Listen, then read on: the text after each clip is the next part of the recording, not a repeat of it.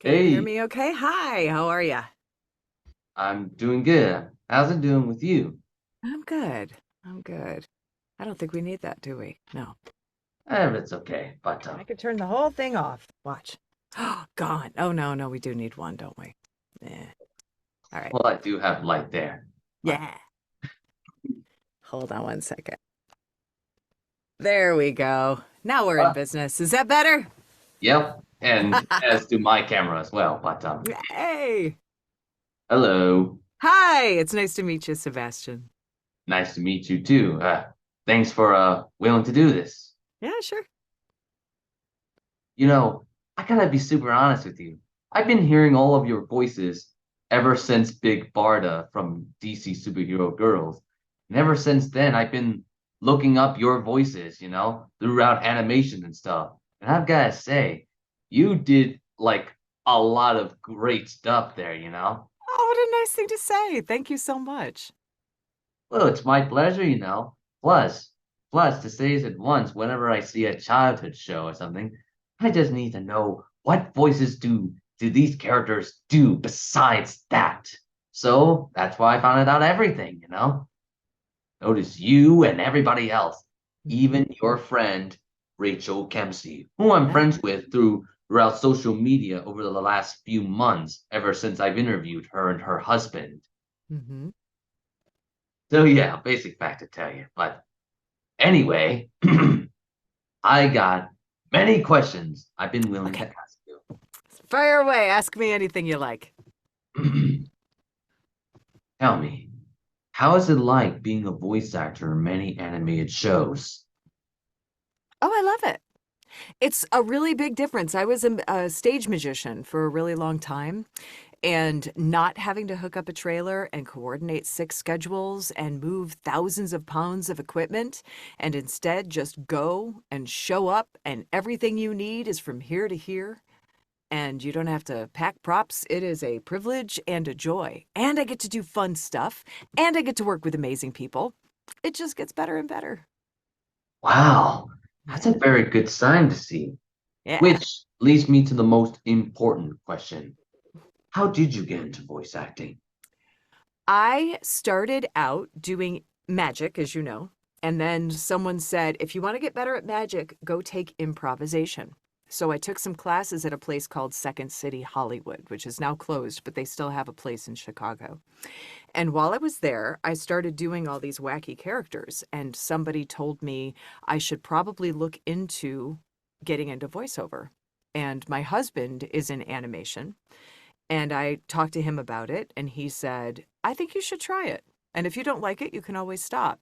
Well, I do like it. I actually love it. And so I've stuck with it. And it's been, I think, 12 or 13 years now I've been doing that.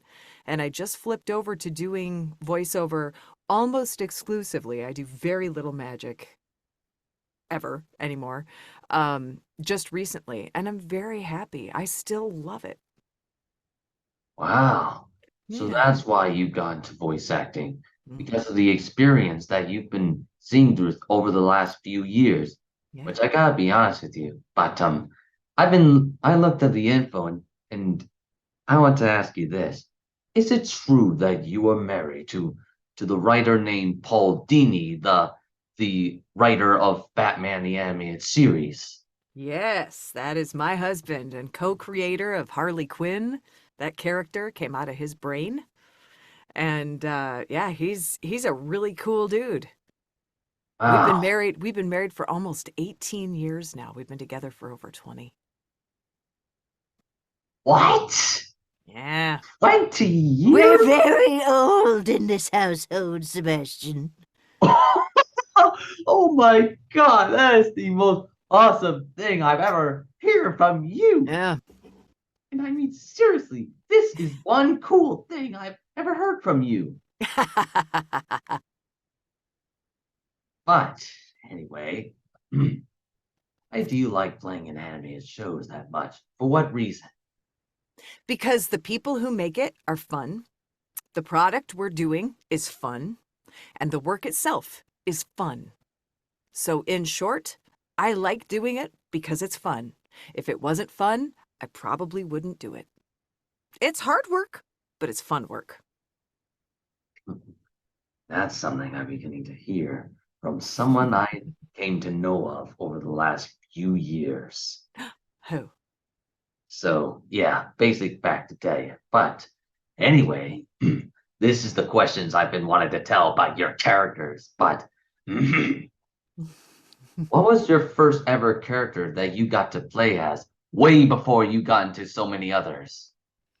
The very, very, very first character that I played in a union job, or do you just mean in general? Because before I In got into the in union, chronological order. oh my gosh, I don't even remember what order they all happened in, but like some of my first jobs, the very first job I did in the union was a character on the Garfield show called Scheherazade, and she was a storyteller. And our friend Mark Evanier helped me get into the union by hiring me for that job and said she's uniquely qualified because she's a magician.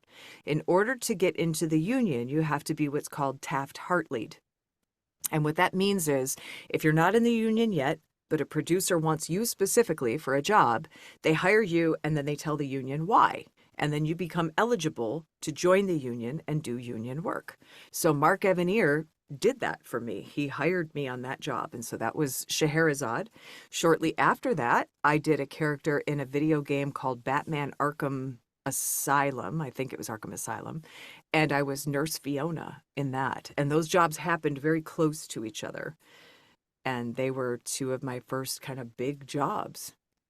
Both awesome. And I got to work with Colette Sunderman on that one, and she does tons of animated shows. She's a great director. Both are great directors. Evanier is also awesome.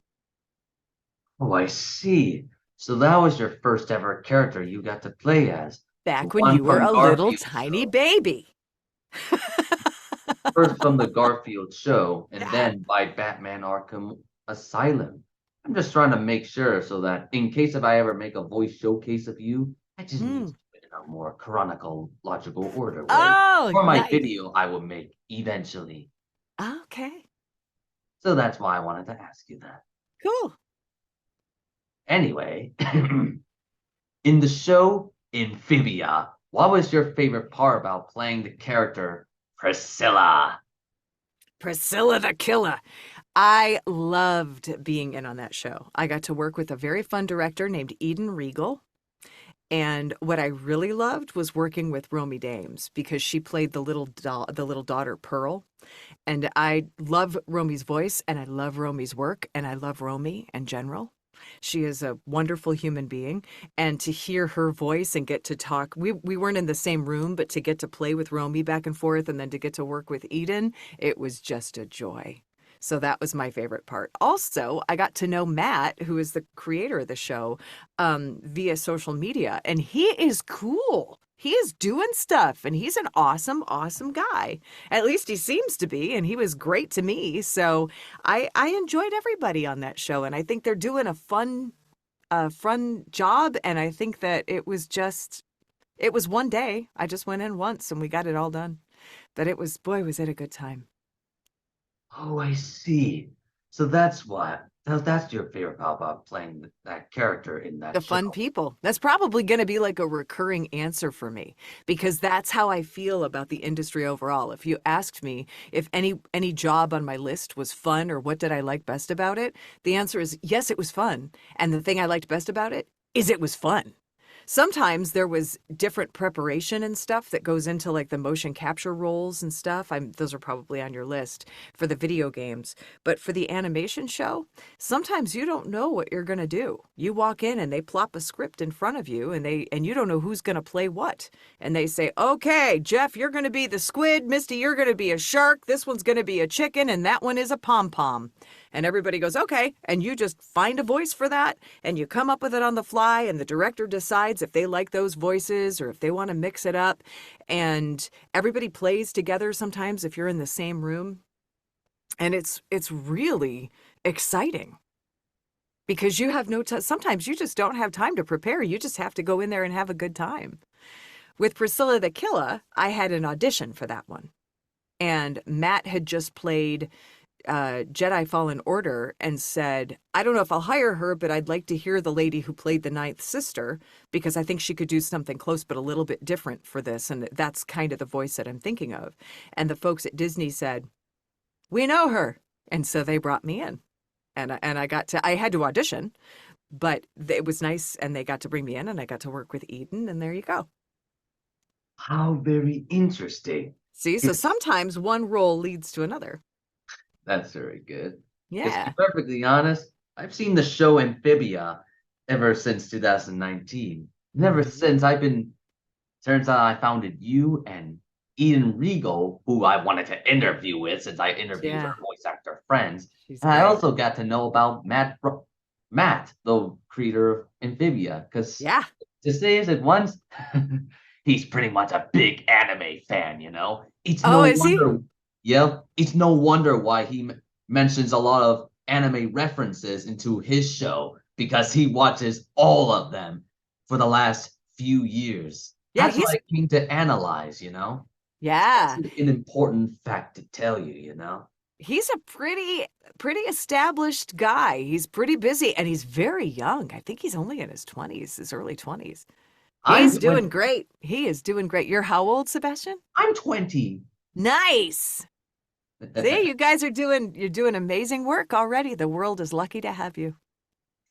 Yep. Yeah. Anywho, back to the questions of the characters, but how does it feel about playing Camilla in Fire Emblem? Oh, I love to play Camilla. She's wonderful. What I really love about playing Camilla is her engaged and awesome fan base. Camilla has fans all over the world, and they are the nicest people on the planet. I'm not saying other fans aren't nice. I'm just saying Camilla fans are really special. Well, that's a very good sign to hear. It's true. Yeah. Because to say it at once, I play a lot of Fire Emblem, you know? Nice. Turns out I founded you. And I gotta say, you did very well playing that character, along with so many others that you got to be with. For Patrick Seitz, however, did a very well job casting you in. I don't think it was Patrick who cast me originally. He directs me on a lot of those. But we've done different versions of Fire Emblem over the years, and sometimes Patrick is the director, sometimes it's someone else. But originally, I don't remember who actually put me in the part. But I've worked with Patrick on it several times, and Patrick is just he's just awesome. He is an awesome human being. He is just I love him. I love him. I love him. I love him. It is a true fact, you know? Yeah, it is facts. Like hashtag fact. Patrick Seitz is an awesome human. He just is. It's so wonderful to hear from you. Mm-hmm.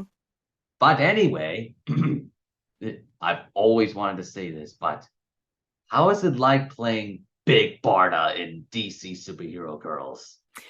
Playing Big Barda is another one I auditioned for, and I'm very, very grateful to have worked on that role. Interesting fact, worked as Big Barda with Colette Sunderman, who I did that Batman game all those years ago with. And Colette and I also worked together on Ultimate Spider-Man when I was Aunt May and Squirrel Girl. And don't forget Aunt May. Yeah, Aunt May and Squirrel Girl on Ultimate Spider-Man. Yeah. And Colette is just a joy. And so playing Big Barda with Colette, we got to have a good time because I also did Mad Harriet on that show. And I got to do Barda and Harriet on the same day. And I remember there was a young, she wasn't little, but there was a young girl in the studio that day. Someone had brought, I believe it was their niece to work that day. And it was all about making her laugh. So that was a particularly fun recording. And we've done a couple of sessions. It's been a while as Barda and as Mad Harriet. But boy, that show is really good, isn't it? Well, that's very good to hear from you. Yeah. Because I've seen the show ever since 2015, you know. And I'm going to say, you did very well playing those two characters, you know. Thank you. Especially when it comes to interacting with the voice actors, you know. Like, take, for example, Jessica DeKiko, for example, who does literally Star Sapphire and Lashina. Because, to say the truth, I actually saw one scene in that intergalactic games movie where you and your character, Big Barda and Lashina interacted with each other. Mhm. Because to tell the truth, I felt like you two are like a couple to me, you know? You're Yeah, a just lot of people feel that way. I think they were really, really, really good friends. It's been a long time, but they were female furies, right? And Granny Goodness used to run them yeah, both. Yeah, they knew each other for a long time. yes. And Yeah. and I ever imagined that if Lashina is ever to be trade Granny Goodness, she would join Big Barda and well just say the truth. She would definitely be a couple with Big Barda, Oh, since it's maybe. all part of the whole LGBTQ plus couples, If that's That's- what they wanted, then that's what they should do, as long as it makes them both very happy. Yeah, I've always Mhm. wanted to tell you that way you understand. Because Of all I course. know is that Jessica Takiko is becoming an anime voice actor recently. Uh-huh. Ever since Fate Stay Night. Jessica is very talented. Yes, yes, she is. But anyway, this is something I've learned from Rachel Kempsey. But what was the most awesome thing when playing Barbaloth in Genshin Impact? Barbara, who's that? The character that Oh, the one that just came out? Is that what you're talking about? The yep, old lady mage? yes, Mm. yes, that one. Hmm. Yes, that was quite a privilege. It's that they are doing something with a big tea party, I think. Isn't that just came out not too long ago? It's so funny because sometimes you record stuff and it comes out right away, and sometimes you record stuff and it comes out 5 years later, and you're like, is that even me? And you don't know. And then you got to go back and check, and you go, that's not me, and I got credit for that. And sometimes it is you, and you didn't get credit for it, and someone else's name is there, and you got to fix it. But um, Genshin is awesome. And that's another one with an amazing engaged fan base. The Genshin fans they know their stuff and they are there and they show up and they play and they are experts. And there's a whole lot of love there. I see. Because to say this at once, I've been knowing about Genshin Impact over the last few years, and Hmm. I've been playing it or even just watching clips, even just trying to add some stuff to my videos, just in case, so that the Genshin Impact actors are recognized, like Hmm. Keith Silverstein or even Yuri Lowenthal or Jenny Yeah. Torado, Christina B, or others. And I was because by the time Rachel Kempsey showed the video that she's in Genshin Impact, I comment to her this, oh my god, you're in Genshin Impact? And she was like, yep, I'm in Genshin Impact along with Misty Lee. And I was like, oh man, this is the one thing everyone's expecting you to be in. Because hopefully your husband gets to be in Genshin Impact one day, whenever He he has doesn't a do any chance. voice acting, so you won't see him in there. I don't even think I I don't even know. think that's on his radar. I know that. I just said one day. Like Yeah, literally one day whenever there's sure. a chance. Why not? We'll put it out there and see if it happens. Yeah, that is an important fact to tell. But anyway, what was your favorite thing when being part of God of War Ragnarok as Singron? Oh, I adore Matt Sophos, who is one of the head writers. He's like the narrative lead on, I don't know what his exact title is, but Cory Barlog. And I mean, they're just a wonderful, wonderful group of people at Sony. A lot of times you look at a project and you think, oh, this is a big project, and the people who do this are probably really busy or jerks, or, I mean, sometimes when you're not involved in something, it's easy to pass judgment because you just don't know. You don't know what those people are like, and they're doing big deal things, so they probably act like they're a big deal. All of the people that I have encountered who work at Sony are beautiful human beings. Matt Sophos and I have been friends for a very long time, and he's taught me a lot about the industry. And I tell him all the time I would follow him into a fire. And there aren't a lot of people that I say that to. There are maybe probably 2 or 3 people that I really professionally feel that way about. And I really love their work, and I really love who they are as people, and I really love what they do and the way that they behave. And it's just a joy to collaborate with these artistic people who are also great humans. And the God of War people are definitely, even and Eric, the director, awesome people. And it is a joy. I was in there one day. We got all of the Sigrun stuff for Ragnarok done, and we shot it in one day. And they're so nice, and they are a very well-oiled machine. You go in there ready, they're ready for you. You get it done, you're out. It's quick. And to have a project of that magnitude that is that enjoyed by fans, run that efficiently, that pleasantly, and with such great leadership, it is an absolute privilege to be even a very small part of it. Wow.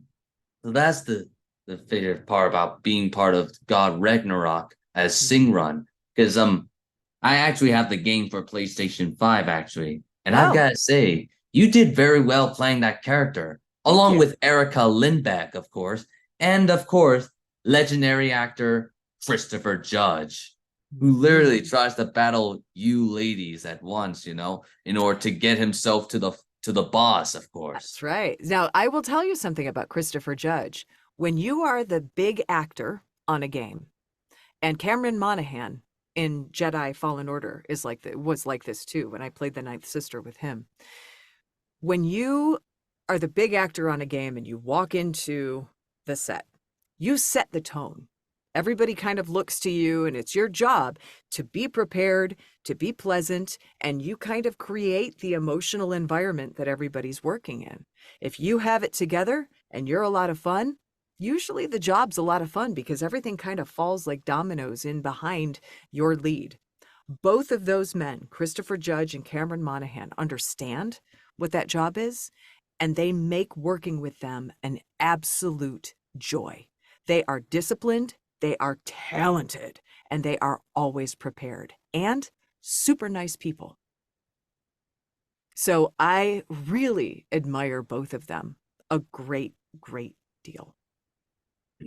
Well, that's a very good sign to hear from you, you It's a know? very nice thing to walk into, because as somebody who's only here for one day, seeing the people who are there for hundreds of days, still excited about what they're doing, still engaged with the job and the material, and still affable and joyful, and they appreciate what they're doing, and they love the job, and they're great at the job. Cameron does a lot of his own stunts, and so does, Christopher is an amazing physical actor. They are really good at what they do and really good from the inside out. I mean Well, it.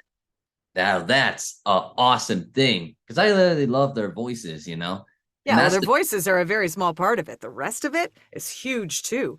Everybody thinks, oh, you walk in with a cool voice and you can be a voice actor. The job is a lot bigger than that. The job isn't just about having a cool voice or doing a cool voice.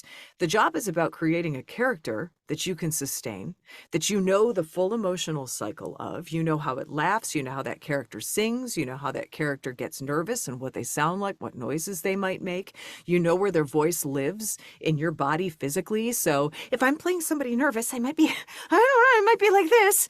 And if I'm playing someone confident, I might be like this. Those are both in my regular voice. I just changed my physicality, right? So it's not just about the voice print. It's about what you bring to a room.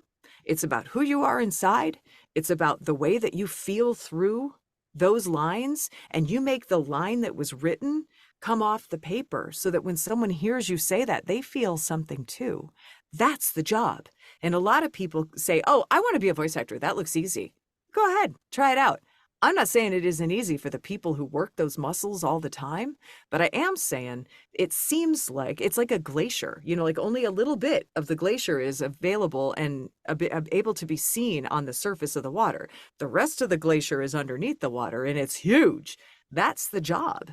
A lot of people don't really understand that, but the people who are really good at this are really good at this, and they're good at it for a lot of different reasons.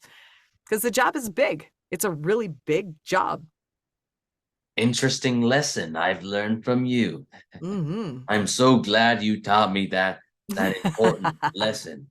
Because to Yeah. say it at once, I have autism, by the way. Autism Okay. Awareness Month, by the way. Hey, I think that is very important. A lot of people need to understand what autism is and how Yes, to best interact and how to make people with autism, how to help, not make. Can't make anybody do anything, but how to help people with autism understand that not only are they valid, but understand them a little bit better so that we can communicate with you guys in a more effective way and make sure that you're seen the way that you deserve to be seen and make sure that you know you're loved. exactly. Mhm. Which is why I've interviewed an autistic voice actress who appeared in Genshin Impact, Nice. Who is Corona it? Boatger. Yeah. She's Good. autistic like me and went to the same exact problems I went through. So that's an important fact to tell you. Finding allies is extremely important. People who really understand, because we can all listen and we can all empathize, but somebody who's actually been there can help you on a much deeper level. Well, that's exactly what I'm here for, to Yeah. make friends with a lot of people, including you and everybody else, so that I may be able to gain experience of what it means to Hmm. work with other people and everybody else I've looked up to. Hmm. It's But also pretty important to find out that the people you look up to, like everybody that you're mentioning, Yuri Lowenthal, Rachel Kimsey, like all of these people, they're really good people. You're picking good people to look up to. Sometimes you find a star and then you find out they're kind of a jerk later. None of the people that you've mentioned today are jerks. Every single person that you've mentioned who I know are awesome. They're just awesome people. And I'm so happy that you're in touch with them because they're really good folks. well, that's a good sign to hear. Yeah. But anyway, back in the topics of the characters, but what's the biggest thing when playing Leia Organa in Star Wars Battlefront? The biggest thing? Is that Yeah. what you wanted? The biggest thing would have been the volume that we were performing in. But the biggest deal to me was running around a stage in a motion capture suit and seeing Princess Leia on a monitor. Everywhere I went, everything I did, Princess Leia was up there in Hoth gear doing. And that was pretty cool. I gotta tell you. I'm not gonna mess around when I tell you that was an amazing experience. That was a privilege. Oh, I see. Because Yeah. all I know is that I played Star Wars Battlefront ever Mm-hmm. since ever since it came out. Because all I know is that I've I first noticed you were doing the Leia character, and I gotta say, you pretty much sounded more like Carrie Fisher, you know. Oh, well, Although thank you very much. I appreciate that. it's what I do best, you know. Because all I know is that Carrie Fisher would have been proud of you for playing the character for her, you What know, a since nice her thing to passing. say. I think Yeah. Carrie would probably have notes for all of us because Leia was an extension of exactly who she is. And Carrie was a very special shining star. I never got to meet her, but I have some stuff of hers in my house actually. After she passed away, they auctioned off some of her things and everyone said, "Oh, are you going to buy some Star Wars stuff?" And I said, "No." And I bought a weird taxidermy bird that's holding sheet music and it's wearing a dress, and I bought a rock that has a galaxy in it, like an artist made a rock with it looks like stars and planets, and then they made brass chicken feet that stick off the front. It's very weird. And I bought those two weird things and I thought these are very special, weird and unique and I love them. You know what I mean? This Star Wars scripts and all this stuff were up there for a fortune. You'd have to pay a fortune for that stuff. And I thought, I don't have that kind of money. I'm going to pay $200, which is still a lot of money, but I'm going to pay $200 for this weird bird. And if someone bids against me, then I can't have it. I'm not going to go any higher than that. And I won them both. So they're here. Well, that's a good sign to hear from you. Yeah. I got one more question to ask you, but Okay. Ask what away. character that you have played in the past has been the most challenging to you and why? I think every single character is a challenge for various reasons. And so to pick one would be tough. Do you mind if I talk about why characters are challenging instead of answering your specific question, or do you want me to pick one? Sure, it's okay. Okay. I I don't got want to disappoint you, so don't I just want to worry. make sure. I just wanted you to say that anyway, but Okay. yeah, go ahead. So sometimes characters are challenging because you're trying to put a rasp or put a texture, we call it sometimes, on their voice. So, for example, if I'm doing something like this, I can't really do it for very long because it's going to scratch up my throat and maybe cause a little bit of vocal damage. So when you're picking characters for an audition, you need to know that. You know, for example, if I got an audition and that's kind of what it was going to sound like, I'd want to find a place in my voice where I could sustain that, because if it's a big role in a video game or on an animated series, sometimes you have to do it for like 4 hours, and they're going to talk, and they're going to want to they're going to want you to shout, and then they're going to want you to die, and they're going to want you to die multiple ways. They're going to want you to take pain, and that stuff, it can be pretty tough if you don't pick a good one. So that's one of the reasons characters can be a challenge. Another reason that characters can be a challenge is because they're very unlike you. So, for example, a queen does not have to do anything. I am prone to shouting. It's just what I do. It's how I grew up. Everybody in my family shouts at each other. It's just shouting, shouting, shouting. Not all the time, but it is one of our key ways of communication. So when I expect something done, I'm very quick to anger and get mad, right? Well, a queen doesn't have to do that. If a queen goes like this, somebody's waiting and somebody's going to show up. And a queen is used to having that. I am not. I'm not used to waving my fingers and having someone just show up and do my bidding. That is not how my life works. So that is a challenge, to find the status of a character. Like a low subservient character, very easy for me. I have a high status sounding natural voice, so I get a lot of those auditions, and I have to remember, no shouting. Queens don't need to shout. So that's a challenge for me because it's different than my personality. And then another challenge sometimes is when there's a musicality or specific pacing to a character, and there's like a lot of words. Sometimes if they, like if a character is incredibly articulate and speaks very quickly and very frankly, and they have a lot of words that they try to say in a very small amount of time, sometimes you have to read extremely quickly. But you also have to put vocal inflection, and you have to find feeling and moments where they care about what they're doing and where they're coming up with an idea. And that can also be a challenge. So there are a lot of things about playing different characters, because as we started out this interview, I play a lot of different characters all over the place, from Rekka from Hi-Fi Rush, who is medium status, but pretty loud and bossy, all the way to something completely subservient, like the Coke bottle in Fallout 4, who is very sweet and very detached and very Siri-like and here to provide a service, until she short circuits and then she gets crazy and she's super mean. So finding out what this character's status is. Do they have an accent that I can sustain? Is there a texture? There are just so many things that go into finding different voices and honoring those words as an artist, as an actor, and trying to present something that hasn't been overused. Meaning they don't want something that sounds like everything else that they've got in their can already. They need something that stands out, that's unique, that's different, that serves the project as best you can. But there are a lot of things that make finding those characters difficult. But boy, that's the fun stuff. Starting to, as wonderful director Tom Keegan says, turn over that soil. Once you get in there and you dig in and you start to dig deeper and deeper and you find those things, sometimes a voice comes out of you and you go, "Well, I didn't even know my voice could do that." Right? Because typically for me, a little old lady is kind of down here and they're a little bit textured. And someone says, "No, a little bit more, something a little quieter, perhaps, maybe a little bit of a lift." That would be different for me. And I would have to be thinking about that the whole time. Right? So it's a hard job, Sebastian, but it's a fun one. Interesting choice of words. That's what I like about you. Well, it's so nice talking to you. And hopefully you have a nice, wonderful day. And hopefully I get to cast you to my show one day when I have a chance. So Okay.